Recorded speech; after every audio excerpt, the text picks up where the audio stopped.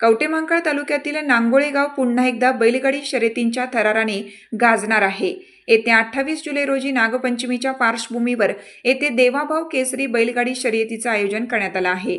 या शर्यती महाराष्ट्रातून तब्बल 555 बैलगाडी चालक सहभागी होणार असून ही शर्यत पाहण्यासाठी 2 लाखाहून अधिक प्रेक्षकांची उपस्थिती राहील, असा विश्वास भाजपा आमदार गोपीचंद पडळकर यांनी व्यक्त केला आहे। शर्यतीच्या आयोजनाची माहिती भाजपा किसान सभेचे प्रदेशाध्यक्ष संदीप गिड्डे आणि आमदार पडळकर यांनी प्रसार माध्यमांशी बोलताना दिली। रांगोळीच्या मैदानाला बैलगाडी शर्यतींच्या इतिहासात विशेष महत्त्व आहे आणि महाराष्ट्रात ही सर्वात जुनी बैलगाडी शर्यत म्हणून ओळखली जाते।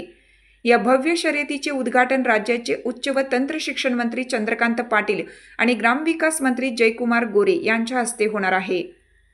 राज्याचे लाडके मुख्यमंत्री माननीय देवाभाऊंचा वाढदिवस 22 तारखेला झाला आणि अखंड राज्यामध्ये रक्तदान शिबिर भाजपा कार्यकर्त्यांच्या माध्यमातून घेण्यात आली आणि रेकॉर्ड ब्रेक रक्तदान गोळा करण्यात आलेला आहे।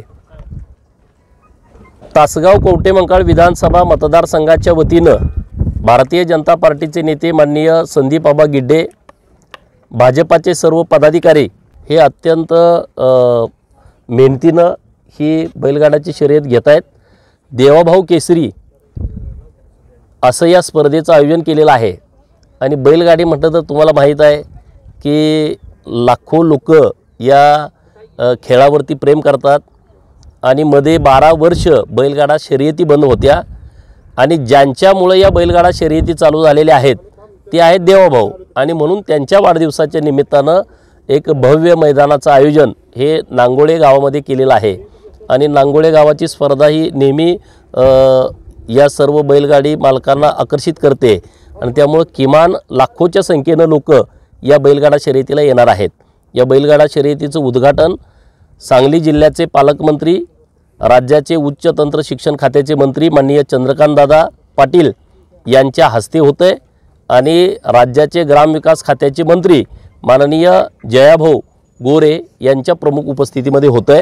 तर आजूबाजूच्या परिसरातील सर्व बैलगाडा चालक, मालक, शेतकऱ्यांना आमचं आव्हान आहे की मोठ्या संख्येनं तुम्ही या शर्यतीला उपस्थित राहावं। मी संदीप गिड्डे पाटील, प्रवर्तक राजमाता शर्यत संघ नांगोळे। 7 वर्ष टोटल बंदीचा कालावधी उलटल्यानंतर सर्वोच्च न्यायालयाने त्या ठिकाणी इंट्रीम परवानगी बैलगाडी शर्यतींना दिलेली होती। त्यावेळेला राज्यामध्ये सर्वोच्च न्यायालयाच्या बंदीनंतर पहिली बैलगाडी शर्यत जी आहे ती बैलगाडी शर्यत याच मैदानावरती नांगोळेमध्ये आयोजित करण्यात आली।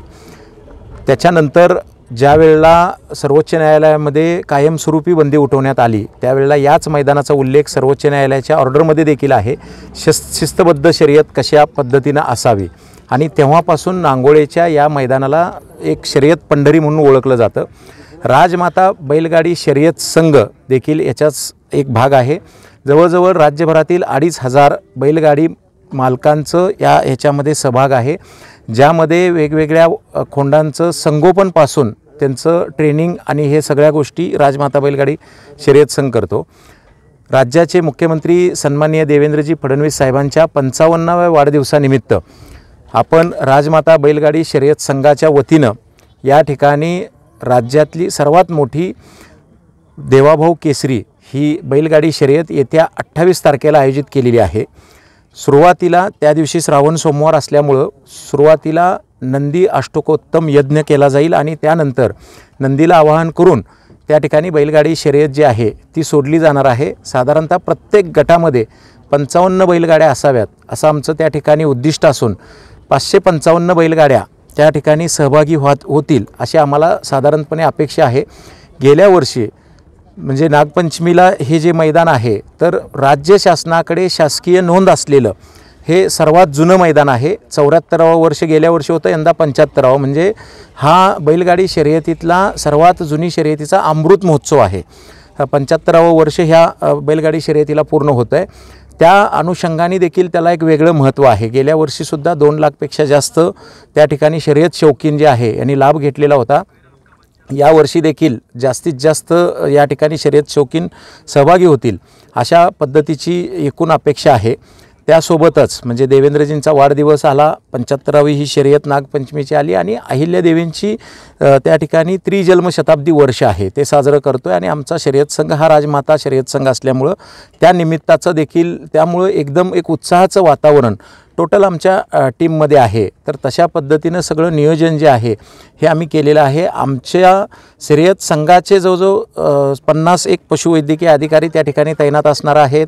त्यानंतर सुरक्षा व्यवस्था असणार आहे, पशुधनाची तपासणी आहे, त्यानंतर लंपी सदृश्य जे काही आता सध्याला आपल्याला फैलाव दिसतो तर त्या अनुषंगाने देखील आम्ही सगळ्या विशेष काळजी त्या ठिकाणी घेतो आहोत. आणि संपूर्णपणे जे पशुधन आहे ते निकोप पशुधन आणि निकोप अशी शर्यत ही एक शर्यत शौकीनांना पाहायला या ठिकाणी मिळणार आहे.